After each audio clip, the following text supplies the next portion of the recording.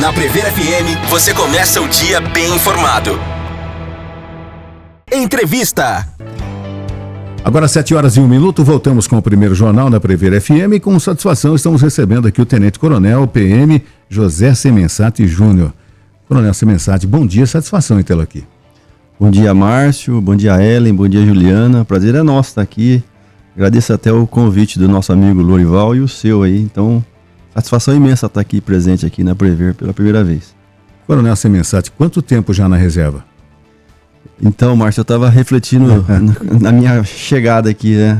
Eu fui para a reserva no ano passado, 10 de maio, na verdade, do ano passado, né? Então já deu mais de um ano, né? Passa muito rápido. Passa muito rápido, né? E tá muito fresco ainda, né? Semana passada fizeram no batalhão a inauguração do meu retrato na galeria de comandantes do batalhão.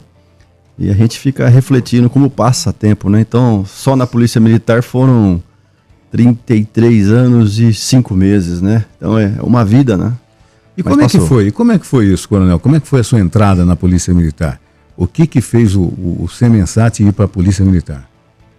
Então, meu pai foi sargento da Polícia Militar lá em Presidente Prudente. Então, na época, a gente ficou um pouquinho familiarizado com a instituição. Aí, em 1990, resolvi prestar o Barro Branco. Em 90, ingressamos no Barro Branco.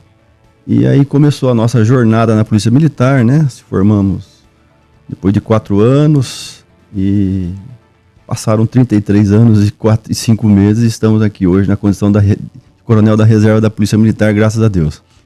Quando se forma no Barro Branco, quando se vai para ativa, para a rua, normalmente são os grandes centros, né, Coronel? Foi isso que aconteceu? Perfeito. Então, você se forma no Barro Branco, você sai aspirante a oficial, então muda um pouquinho no tempo, né? Naquela época todos permaneceram em São Paulo, então ficamos aspirante, ficamos segundo tenente em São Paulo, e aí quando na época de primeiro tenente, então houve a oportunidade de vir para o interior, e aí a gente acabou ficando aqui na cidade de Botucatu. Naquela época, depois de 4 anos, veio para Botucatu, foi a primeira cidade? São Paulo, né? Fiquei em São Paulo por volta de 2 anos depois de formado, e a primeira cidade foi Botucatu. E ela foi isso? Aqui cheguei em Botucatu em 1995. Tá. E aí fui comandar o pelotão lá de São Manuel. Então vim para Botucatu, mas fiquei ali na cidade de São Manuel por um bom período. Muita coisa mudou daquele período 95 para a sua saída do ano passado, em termos de segurança, em termos de cidade, crescimento, ocorrências, mudou muito? Mas mudou muito, né? Então, um dado bem marcante assim foi o celular, né? Então, até 95, celular quentinho, 95 era pouca gente. Eu lembro que o meu primeiro celular foi em 1996, quer dizer. Então, se formamos lá em 94, não havia o celular. Então, hoje, a gente pega a Juliana, que é novinha, por exemplo, acho que ela não viveu essa experiência de não ter o celular. Então, como é que seria a vida das pessoas hoje sem celular? E como é que nós resolvíamos os problemas sem o celular? E as pessoas resolviam os problemas. Mas aí veio o celular e a gente vai se adaptando, todo mundo vai se adaptando. Mas é um dado muito marcante que nós vivemos essa fase do sem celular e depois com o celular. Que também ajuda no nosso dia a dia, mas na época, na organização, na corporação, ajudava sobremaneira também. Ajuda muito, né? Então, o sistema de informação, hoje, qualquer policial aí, militar, civil, guarda municipal que está na rua, através do simples celular, ele consegue fazer pesquisas de ordem criminal, assim, variadas. Então, a ajuda que tem esse equipamento no dia a dia, não só na função da segurança pública, mas em todas as atividades, é de grande valia, né? E hoje em dia a gente tem até inteligência artificial, né? Auxiliando o trabalho. Sem dúvida. Hoje, inteligência artificial está aí. Queira ou não queira, ela está aí, né? Tem que saber dosar. Qual é a bem usada, né? Perfeitamente. Mas é evolução. Coronel, você falou de Polícia Civil, Guarda Civil, Polícia Militar. Você teve um papel fundamental na integração dessas forças, que também é uma coisa assim que deveria acontecer naturalmente, mas em algumas outras cidades isso não acontece, por uma série de fatores. Mas aqui em Botucatu isso funciona já de algum tempo, né? Sem dúvida. Então, nessa trajetória minha, então nós falamos do começo, mas em 2010, por exemplo, quando eu já era capitão, então foi quando eu assumi a primeira companhia, que era aqui na frente da Prever. Aqui na Major Mateus, né? Aqui na Major Mateus. Então, eu fiquei 5 anos da minha vida na Polícia Militar aqui na frente aqui do Prever. Então, foi quando eu assumi como capitão aqui a primeira companhia. E na época, eu tive sorte e privilégio de trabalhar com o Dr. Antônio Soares, que é meu amigo particular. Na época tinha o Dr. Djair na guarda municipal. Então, eu vejo como sorte essas coisas, né? Então, pessoas que são amigas. E em 2010 a gente teve eu vou dizer assim, uma época meio complicada em Botucatu na ordem criminal. Então, nós demos a mão e trabalhamos muito, né? Polícia Civil, Polícia Militar e a Guarda Civil também, Guarda Civil Municipal.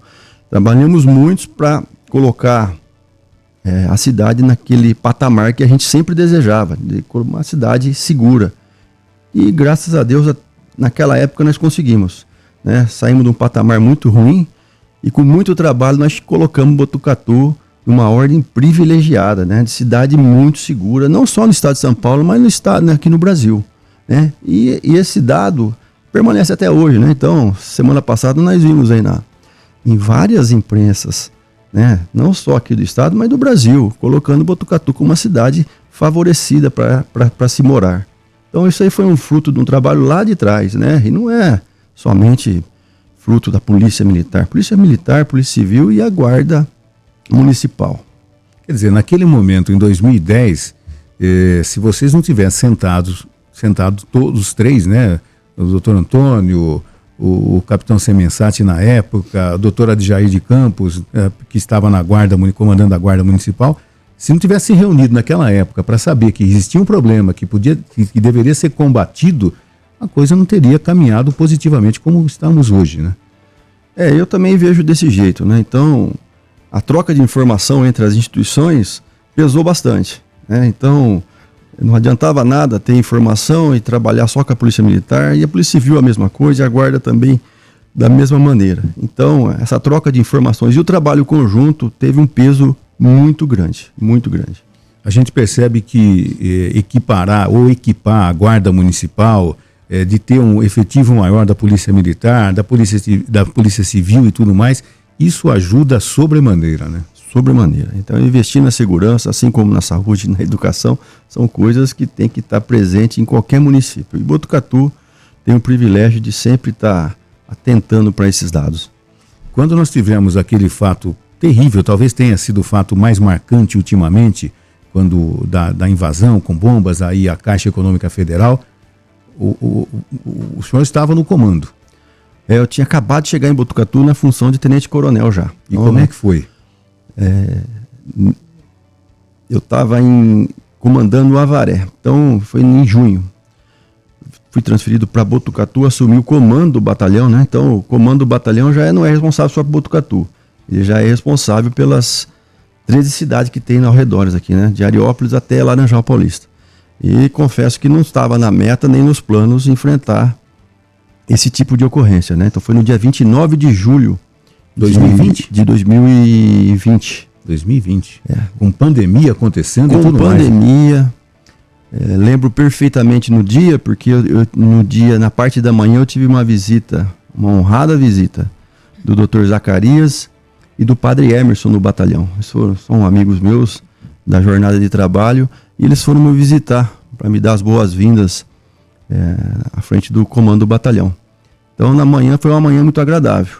E aí, à noite, tivemos esse grave incidente aqui na cidade de Botucatu, né? Tudo isso gerou uma grande evolução até na Polícia Militar, né? Porque a quadrilha, eles vieram muito forte, né? Eu acredito que todos testemunharam isso aí, porque foram a noite extensa de combate contra essa quadrilha aí, mas fomos surpreendidos, né? Porque o batalhão tinha uma estrutura muito antiga, que não tinha como até você revidar o ataque injusto daquela quadrilha. Então, aquela reforma que foi feita no batalhão é em razão desse ataque. Então, se você for lá no batalhão hoje, Até te convido aí em nome do Coronel Cagliari, que é o atual comandante, meu amigo, até deixar um abraço para ele, que vivenciou comigo aquele fatídico dia, ele e toda a Polícia Militar. Convido até a conhecer o batalhão para ver qual é a estrutura que tem lá hoje. Então, a estrutura de muralha. Então, o muro não é um muro, é uma muralha. Então, se a pessoa for lá hoje bater um carro, não vai quebrar a muralha. Ela é totalmente blindada. E em cima nós temos lá no patamar superior uma guarita blindada também, né, com vidro blindado. Quer dizer, naquela época a gente não tinha isso aí. Então, os bandidos chegaram lá, ficaram 6 minutos na frente do batalhão, 6 pessoas, dando tiro de fuzil. Então, você não consegue revidar aquela injusta agressão. Hoje, a estrutura do batalhão mudou em razão daquele fatídico 29 de julho, né? Aí eu até aproveito a sua pergunta para agradecer a integração com a Prefeitura Municipal. Então, no dia seguinte, quando aconteceu aquela ação criminosa, nós tivemos que agir. E aí fizemos uma bela parceria com a Prefeitura, né? Então, nós entramos com a mão de obra, a Prefeitura entrou com os materiais. Então, graças a essa integração com a Prefeitura, através do prefeito Pardini, nós conseguimos deixar o batalhão do jeito que está hoje. Que eu até convido o amigo para dar uma visitada para testemunhar o que está acontecendo lá, porque o Cagliari está dando continuidade. Hoje tem até um sistema de monitoramento em parceria com a Guarda Municipal, ou seja, umas coisas que vêm muito favorecer a nossa segurança municipal. Essa muralha virtual, essa muralha digital que nós temos hoje, isso ajuda sobremaneira no monitoramento de qualquer pessoa que entra e sai de Botucatu. A gente comentou até com a Guarda Municipal nessa semana sobre essa muralha. Que é fundamental, não, Coronel? Ajuda muito. O projeto da Prefeitura, Marcelo Emílio, que é o secretário municipal de segurança aí, faz um belo trabalho. E isso aí não ajuda só a Guarda Municipal, que nem a Juliana lembrou. Ajuda muito a Guarda Municipal. Mas aí entra naquela integração. Entendi. Não adianta a Guarda Municipal ter aquela informação e não compartilhar com a Polícia Militar, tanto é que está compartilhando. Então, se você for lá no batalhão hoje, tem as câmeras lá, as telas, que a Polícia Militar também acompanha o dia a dia aí dos pontos críticos que tem as câmeras. E a Polícia Civil da mesma maneira, ajuda a Polícia Civil. Então, muralha virtual aí é um ganho, né? Que todas as cidades tenham a muralha virtual, porque quem ganha é a sociedade. Coronel, às vezes a gente vê noticiário na grande imprensa também, de às vezes o preparo do policial militar. E a gente percebe o seguinte, o preparo psicológico do policial militar, assim como outras profissões, um piloto de avião, um motorista de ônibus, enfim, você tem que ter um preparo psicológico, porque você não sabe o que você vai enfrentar, né? E no caso do policial militar, que ele sai todo dia, que ele sai fardado, muitos casos, dependendo do local, nem fardado ele pode sair, né? Verdade. Como é que é esse preparo psicológico do policial militar? Essa exigência é até no concurso. Então, quando você presta o concurso, seja para soldado ou seja para oficial, que é para o Barro Branco, você tem um exame psicológico para entrar, né? E o exame psicológico não é um exame qualquer, não é um exame simples. Ele é um exame bem complexo. Então, assim, na entrada já exige certo perfil para o policial militar adentrar na instituição. E muita gente é reprovada no exame psicológico, mas muita gente mesmo. Não significa que a pessoa tem problema psicológico, não. É que tem que ter determinado perfil para justamente suportar essa carga pesada. Mas, eu confesso para você, não é fácil. Principalmente cidades maiores, né? Vamos citar São Paulo. São Paulo é o que você falou. Então, o policial militar trabalha na Zona Leste, mora na Zona Sul, né? Então, já começa aí o estresse dele, né? Às vezes ele tem que ir para o serviço fardado, né? Já começa, não está nem no serviço, mas já começa o estresse do serviço. E aí no seu dia a dia tem o estresse do trabalho, como tem em qualquer profissão. Mas na Polícia Militar o estresse é muito grande. Então, vamos citar novamente aí o dia 29 de julho. Botucatu era um dia tranquilo, dia de semana. Estava tendo um jogo, um clássico estava tendo, não vou nem citar o nome, né? Desculpa, os torcedores, mas estava tendo um clássico. E pode ter certeza, eu escutei uns disparos, eu achei que fosse o Rojão por causa do jogo. Eu pensei a mesma coisa. Não foi? E eu moro Todo próximo mundo ao acho que centro. imaginou, Acho né? que todo mundo, eu também. Bem no mesmo dia tava tendo um rojão por causa do jogo. Por causa do jogo, né? Quer dizer, ou seja, era um dia tranquilo. De repente, uma quadrilha com mais de 40 pessoas que apavorou a cidade. Ou seja, psicologicamente, a gente fica um pouquinho abalado, né? Você chega num cenário de guerra. Prática foi assim, quem vivenciou na prática esse dia viu que foi um cenário de guerra, né? Então eu, Major Cagliari, Capitão Mariotto, Capitão Cunha, eu tô citando só esses 4 nomes, porque esses 4 nomes nós chegamos juntos no batalhão, o batalhão estava em chamas. Entendi. Então os bandidos roubaram um carro aqui na cidade, colocaram na frente do batalhão e meteram fogo. Então a gente não conseguia entrar, sem saber aonde estavam os bandidos, né? Dando tiro de fuzil e muito tiro. Então era um cenário de guerra. Quer dizer, voltando para sua pergunta, o fator psicológico não tem como. Por mais preparo que você tenha, você fica naquela situação. Você está no cenário de guerra, né?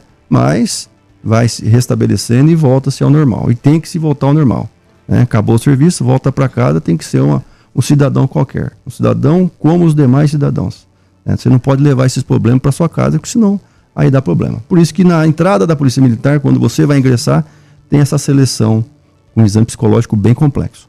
O setor de inteligência da polícia, não só da militar, da civil, é fundamental, né? É fundamental. Então, a Polícia Civil tem o setor de inteligência, a Polícia Militar tem o setor de inteligência, a Guarda também tem o seu setor de inteligência. E esse setor de inteligência aí é o ponto-chave, né? Tem as informações e tem que ser compartilhadas as informações. E aí trabalha em cima do que se tem.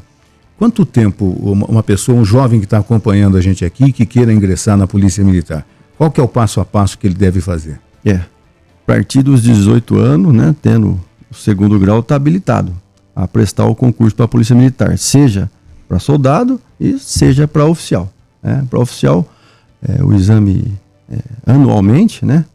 Para soldado já tem, às vezes tem mais de um concurso por ano. Mas acima, tendo seus 18 anos, estando quite com as suas obrigações militares aí, né? De a sua reservista, ele já está apto a prestar o concurso da Polícia Militar. E todo ano tem concurso e é muita gente prestando concurso. Não só para a Polícia Militar, mas para a Polícia Civil, para a Guarda Municipal também. Entendi. Recentemente, a gente noticiou aqui um caso de violência policial que aconteceu em Bauru, de um policial que agrediu a mãe e o irmão de um jovem que havia sido morto numa intervenção policial. E esse policial ele foi afastado da Polícia Militar. Durante o seu trabalho, você já viu outros policiais que foram afastados por conta de condutas assim inapropriadas? Sem dúvida, sem dúvida. Então acontece um fato não é normal, né? Um policial militar agredindo, às vezes familiares ou às vezes pessoas que não merecem aquela injusta agressão. Então é normal. Então a Polícia Militar tem todo um protocolo. Então, se o policial militar agiu indevidamente, causou lesão, ele vai responder um processo administrativo, processo criminal, né? Então a Polícia Militar, não vou dizer para você que é normal, mas tem os seus protocolos. Então, na minha vida, na minha carreira da Polícia Militar, Juliana, me deparei com várias situações assim, né? Situações simples, situações médias, situações graves, né? Então aquelas situações graves acabam acarretando até a demissão do policial militar. Então, me deparei com várias situações, sim. Coronel, a presença da mulher também na corporação hoje é uma constante, né? Inclusive em comandos de corporações, de batalhões, isso é bastante interessante, né? Sem dúvida. Recentemente eu vi que até no Exército, né, tá entrando pessoas do sexo feminino. E na Polícia Militar isso aí já virou uma normalidade. Então hoje, quando tem concurso, fica aberto o concurso. Esse ano, por exemplo, Barro Branco tinha 200 vagas abertas para o sexo feminino e para o sexo masculino. Então, aquela pessoa que for melhor no vestibular vai pegar a vaga dentre essas 200. Então, isso virou uma rotina dentro da Polícia Militar. Existe algum tipo de preconceito por ser mulher? Porque hoje em dia todo mundo abomina, tem que respeitar mesmo. A mulher tem direito de estar no lugar que ela quiser, né? Mas hoje já virou uma normalidade, não tem mais não. Então hoje tem a policial feminina, ela trabalha em todos os setores. Então, trabalha na rua, trabalha dentro da administração. Então hoje já está dentro da normalidade. No começo, claro que não era normal, né? Eu vivenciei praticamente essa fase, né? Então quando eu entrei no 1990, a primeira turma de policial feminina que entrou no Barro Branco foi em 89. Recente. Recente, 89 e 90 foi a segunda turma. Então nós já vivenciamos essa normalidade. Então hoje não vejo problema algum não. Tá muito tranquilo o serviço aí do policial militar feminino e masculino, tá? São parceiros mesmo. Isso é muito bom. E quais desafios você acredita que a Polícia Militar ainda tenha hoje? Qual o desafio, você perguntou? Os desafios da profissão. O desafio, ele é constante, não adianta. Então, do mesmo jeito que a tecnologia está ajudando a segurança pública, ela está ajudando também aquela pessoa que quer praticar crime. Então, as quadrilhas, elas estão evoluindo. Então, você pode ver, se fizer uma consulta aqui, quem é que não teve uma tentativa de um golpe por celular? A pessoa liga no celular da pessoa, se passando por fulano, tentando aplicar o golpe de estelionato. Todo o tempo. Na verdade, ou seja, é a tecnologia auxiliando a criminalidade, apoiando, ajudando. Então, esse é um desafio constante. Então, você detecta um determinado tipo de crime hoje, olha, maravilha. Amanhã os caras já inventam outro tipo de crime e passa a aplicar o crime através do celular, através da internet. E aí, às vezes, focam principalmente no idoso, que às vezes tem uma deficiência um pouquinho maior aí com relação ao uso da tecnologia e acaba sendo vítima frequente desses criminosos. Então, a pergunta dela é uma pergunta que é um desafio constante pra gente, viu, Juliana? Quer dizer, de mesma coisa que a quadrilha do mal está se preparando, a polícia tem que se preparar mais ainda, né? Do mesmo jeito. Então, é uma ferramenta aí, né? Estamos usando muito a internet, mas é uma ferramenta que está disponível não só para a polícia, todo mundo, né? Está disponível para todos, para pessoas de bom caráter, mas infelizmente para os marginais também. Coronel, muita gente que acompanhou a sua vida aqui na cidade de Botucatu, fez muitos amigos, deve estar se perguntando, como é que é o dia a dia do Coronel Semensati agora? Ele vai pescar, ele vai jogar bola, ele canta, como é que é? Como é que ficou agora o seu dia a dia, né? Até o ano passado estava meio tumultuada com o meu moleque, que estava jogando bola lá no Grêmio de Prudente. Agora esse ano aqui tá mais tranquilo, então tô mais caseiro, cuidando um pouquinho da família e sempre tive um hobby do violão, né? Desde garota e desde adolescente estudei o violão, então tô me dedicando um pouquinho mais pro violão, né? Então a minha vida basicamente hoje é uma vida bem tranquila, caseira, cuidando da família, tocando meu violãozinho ali bem particular, né? Ou seja, colhendo os frutos que nós plantamos lá há muito tempo. Tá certo. Coronel, a gente gostaria de agradecer a sua participação aqui no primeiro jornal da Prever FM, toda a sorte do mundo, e já sabemos que você é da casa já, né? Disponha da gente aqui, viu? Eu que agradeço, viu, Márcio? Mandar um abraço pro Louri, que fez o convite, senão ele vai ficar bravo, mas eu que agradeço a oportunidade de estar presente com vocês aqui, às 7 horas da manhã, nessa quarta-feira maravilhosa.